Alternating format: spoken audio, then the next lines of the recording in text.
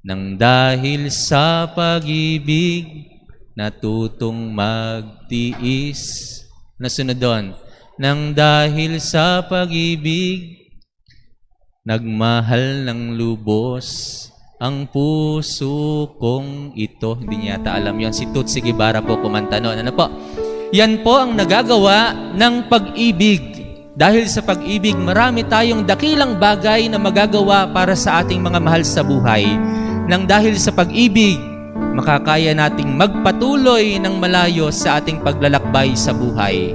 Nang dahil sa pagmamahal sa Diyos at sa ating kapwa-tao, makakaya nating lumipad ng pagkatayog-tayog. Kaya nga naman, ang huling habilin ni Jesus, magmahal, manatili sa kaniyang pag-ibig. Nang dahil sa pag-ibig, natutong